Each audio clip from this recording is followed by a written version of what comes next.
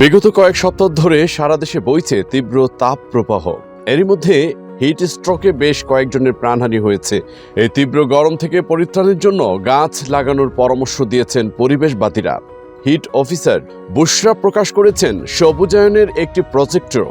এরই মাঝে ব্যক্তি পর্যায়ে অনেকেই তাপমাত্রা কমানোর জন্য বিভিন্ন উদ্যোগ নেওয়া শুরু করেছেন। সেই ধারা বজায় রেখে চলতি বছর ৩ লাখ গাছ লাগানোর ঘোষণা দিয়েছেন সুন্নাহ ফাউন্ডেশনের চেয়ারম্যান ও বিশিষ্ট দাঈ শেখ আহমেদুল্লাহ। স্থানীয় সংবাদ মাধ্যমের প্রতিবেদন থেকে জানা যায়, ২৩ এপ্রিল সকালে রাজধানীর আফতাবনগর ঈদগাহ মাঠে মুসল্লিদের নিয়ে সালাতুল ইস্তেশকার নামাজ শেষে তিনি সাংবাদিকদের একথা বলেন। শেখ আহমেদুল্লাহ বলেন, গত বছর আস-সুন্নাহ উদ্যোগে ১ লাখ গাছ রোপণ করা হয়, যার মধ্যে ৩০,০০০ লেবুর গাছ ছিল, কারণ গরমে লেবুর প্রয়োজন রয়েছে। এছাড়াও প্রচুর পেয়ারা গাছ ও আম গাছ সহ দেশীয় ফল গাছ লাগানোর চেষ্টা করেছি। এরপরই তিনি চলতি বছরও একইভাবে গাছ রোপণের মাধ্যমে একটি কর্মসূচি সম্পন্ন করার পরিকল্পনা ঘোষণা করেন শেখ আহমেদুল্লাহ। তিনি বলেন, এবছর আমরা ৩ লাখ গাছ রোপণ করার কাজ ইতিমধ্যেই হাতে নিয়েছি এবং কর্মসূচি শুরু করেছি।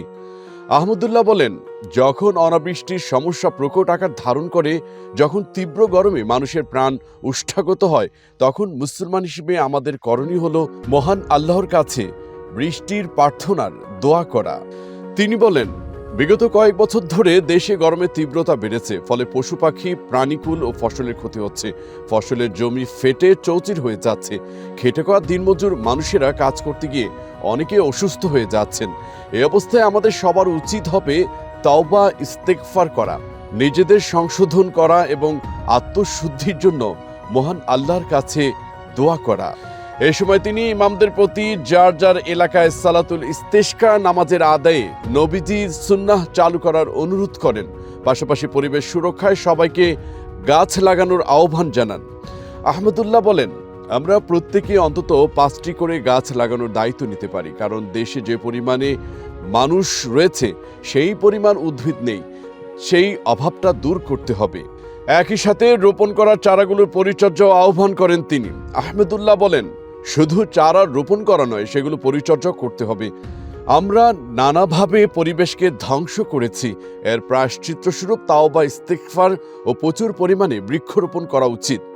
২০২৩ সালে বর্ষা মৌসুমে আসা সুন্নাহ ফাউন্ডেশনের উদ্যোগে দেশের বিভিন্ন জেলায় শিক্ষার্থীদের মাধ্যমে ১ লাখ গাছের চারা রোপণ করা হয়। এর আগের বছর ২০২২ সালে ৫০,০০০ চারা লাগানোর মাধ্যমে কর্মসূচি শুরু হয়। পরে এই সংখ্যা আরও বাড়ানো হয় এবং ২০২১ সালে সারা দেশে ৭০,০০০ চারা বিতরণ করে আস-সুন্নাহ কর্তৃপক্ষ। তখনও সবুজায়ন বাড়াতে সবাইকে গাছ লাগানোর আহ্বান জানান শেখ আহমেদুল্লাহ। প্রসঙ্গত, তীব্র তাপ প্রবাহ থেকে রক্ষা পেতে এবং বৃষ্টির প্রার্থনায় রাজধানীতে আফতাবনগরে আল সুন্নাহ ফাউন্ডেশনের আয়োজনে শেখ আহমেদুল্লাহ হুজুরের ইমামতিতে এই সালাতুল ইস্তেশকা আদায় করা হয়। ২৩ এপ্রিল সকালে আফতাবনগর ঈদগাহ মাঠে এই নামাজ অনুষ্ঠিত হয়। এতে অংশ নেন শতাধিক মুসল্লি। নামাজ শেষে মুসল্লিদের নিয়ে খুতবা এবং দোয়া করেন শেখ আহমেদুল্লাহ। দোয়ার প্রাকৃতিক দুর্ভোগ থেকে মুক্তিসহ দেশ ও জাতির কল্যাণ কামনা করা হয়। এই সময় অনাবৃষ্টি এবং অসহ্য গরম থেকে মুক্তি ও মহান আল্লাহর রহমত কামনা করা হয়। একই সাথে নামাজে নিজেদের গুনার ক্ষমা চেয়ে আল্লাহর কাছে বৃষ্টি প্রদানের জন্য দোয়া চাওয়া হয়। বিজ্ঞানীরা জানিয়েছেন, সাম্প্রতিক সময়ে ভূগর্ভস্থ পানির স্তর আশঙ্কাজনক হারে নিচে নেমে যাচ্ছে। রাজধানীর ভূগর্ভস্থ পানির স্তর নেমে যাচ্ছে ৬ থেকে ৭ ফুট করে। এমনকি বিভিন্ন বরেন্দ্র অঞ্চলে ১১০ ফুট থেকে ১২০ ফুট নিচে নেমে গেছে বলেও জানানো হয়েছে।